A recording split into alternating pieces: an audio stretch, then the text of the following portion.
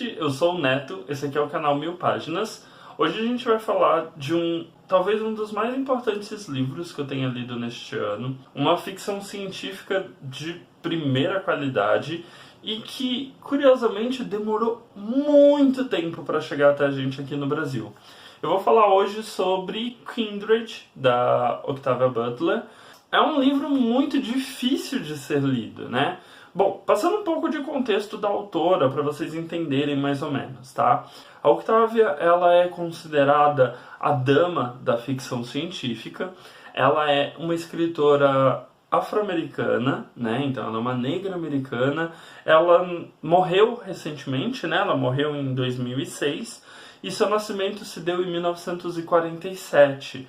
Ou seja, além de ser uma mulher negra, ela passou por todo o período aí mais crucial e tenso da história americana no que se refere ao racismo.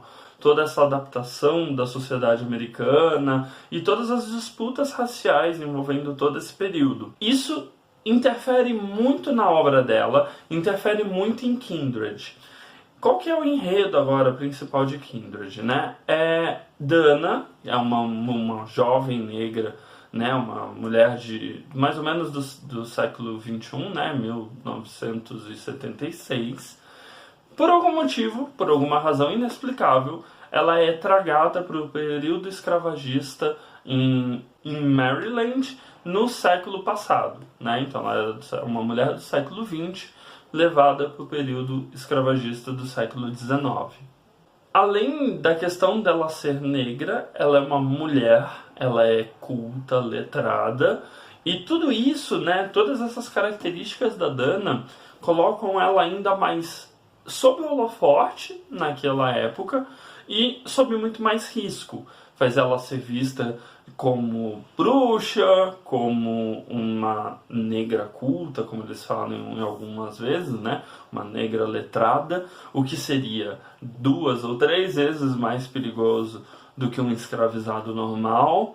E é mulher, né? É mulher numa época extremamente machista, numa época extremamente perigosa, ainda mais se você fosse uma escravizada.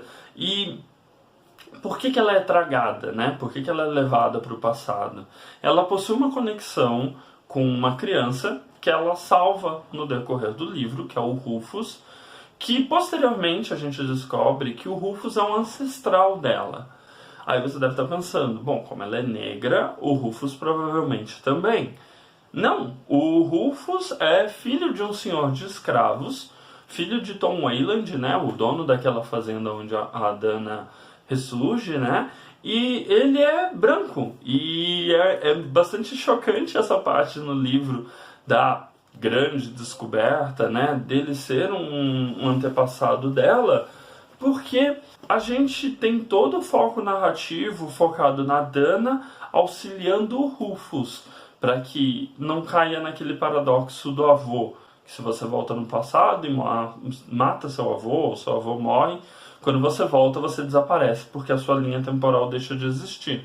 Então a gente tem essa preocupação da Dana, tentando proteger o Rufus e tentando principalmente tornar o Rufus uma pessoa melhor, né? Um homem melhor naquela época, naquele período. Como dá para notar, Kindred é uma ficção científica que tem bastante recortes feministas, né? Ao ter uma protagonista mulher, a Dana na história também é uma escritora, e também com relação à questão de raças e o domínio branco, né? A supremacia branca naquele período.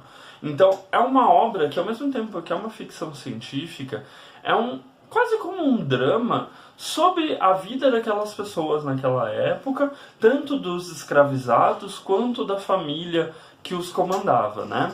De modo geral, a Octavia tem até uma passagem logo no início aqui do livro.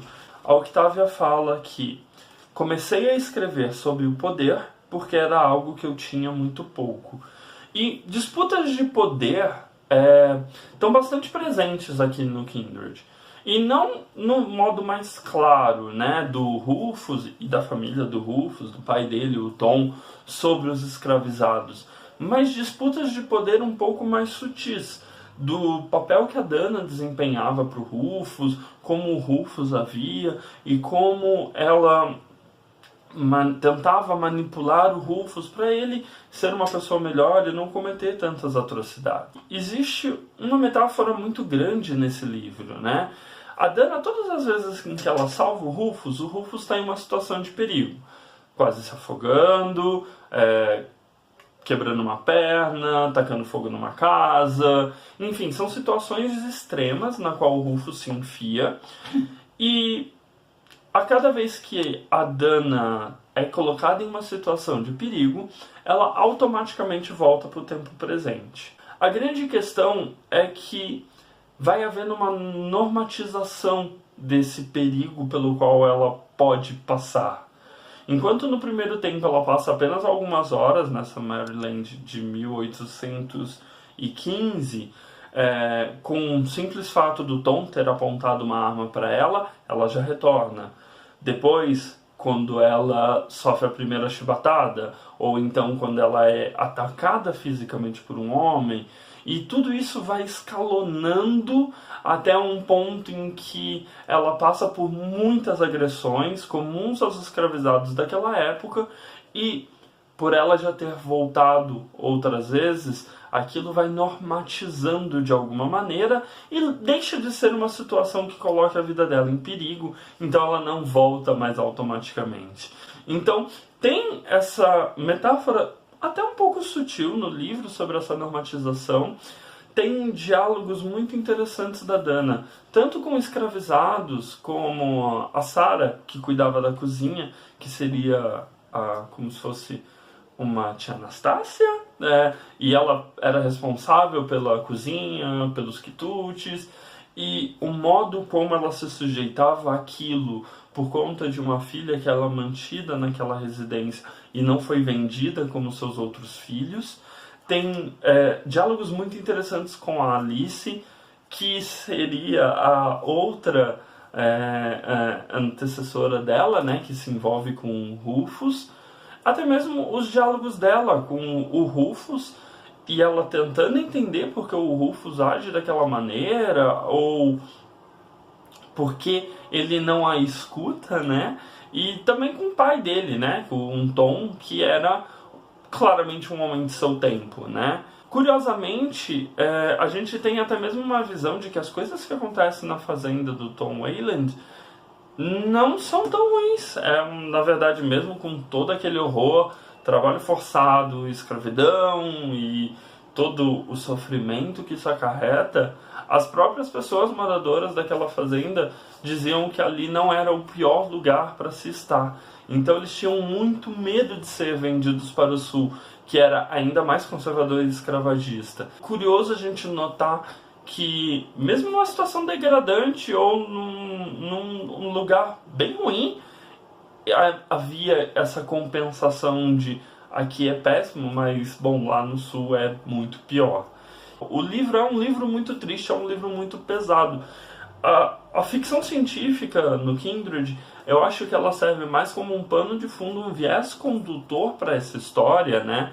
O lance dela voltar para o passado, para Octavia conseguir fazer correlações entre o passado e o presente. Então, a gente tem as situações da Dana no passado, mas a gente tem bastante background dela. Então, a gente tem como ela se envolveu com o marido dela, o Kevin. A gente tem a situação da família racista do Kevin, né, que não aceitou o casamento dos dois.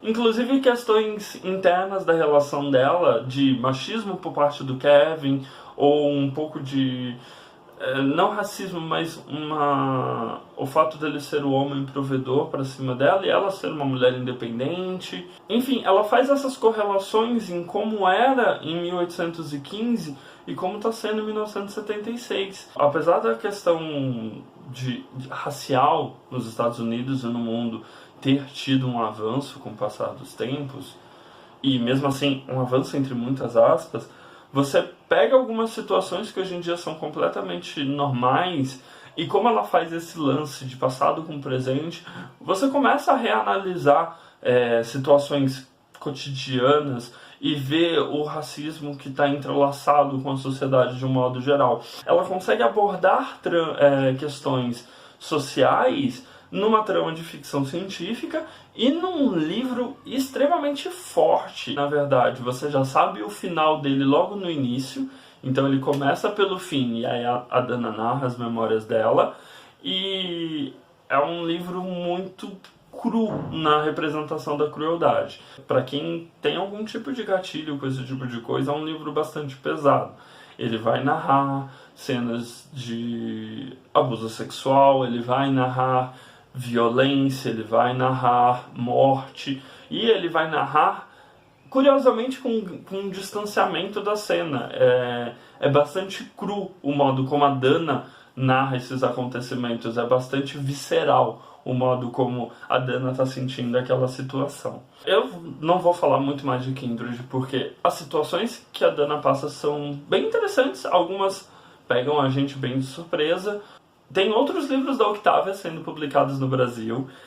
O Kindred, para vocês terem uma ideia, ele foi lançado originalmente em 1979 e só foi chegar aqui no Brasil numa versão traduzida pela Morro Branco agora em 2017. É uma obra bastante aclamada. A Octavia ganhou inclusive importantes prêmios da ficção, como o Nebula ou o Prêmio Hugo, e a gente demorou tantos anos para ter contato com uma obra que tem tanto a ver com o racismo no Brasil também, de certa maneira.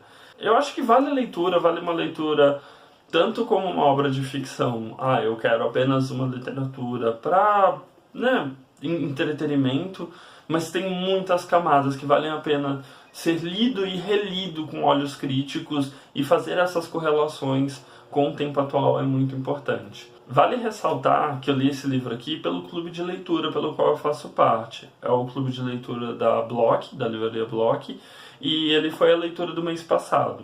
O encontro foi bastante importante, foi bem grande. É engraçado porque tinha bastante pessoas, bastante mulheres principalmente, conversando sobre esse livro, então eu acho que isso denota um pouco da força da escrita da Octavia e do modo como ela consegue unir as pessoas dentro em torno da obra dela, né? Então, como eu falei, tem o Kindred já lançado, tem a Parábola do Semeador, também lançado pela Morro Branco. Para vocês terem uma ideia, essa edição ela está custando em torno de 50 a 30 reais, o mais barato que eu localizei. Ele tem uma versão em capa dura, que tem um conteúdo extra bastante interessante com algumas questões que vale a pena você ler aquelas questões para tentar analisar um pouco mais a fundo o livro. E tem, parece fininho, né, um tamanho normal, mas ele tem quase 500 páginas, ele tem 425 páginas. Então ele é bem preenchidinho, assim, ele cobre todas as lacunas, é uma obra bastante redondinha, assim, de modo geral. Então acho que se eu posso deixar uma indicação final leiam Kindred, e leiam Kindred de coração aberto. Tentem identificar o que a Octavia quer passar na obra dela e quais são as correlações que a gente consegue trazer para a nossa realidade hoje. De mais a mais é isso. Se vocês gostaram do vídeo, não esquece de clicar no gostei e compartilhar com as outras pessoas. Tem 2 vídeos recomendados aqui no meu lado, e se você quiser ver os outros vídeos do canal é só clicar na bolinha que vai estar aqui nessa região. De mais a mais é isso, um beijo grande e tchau!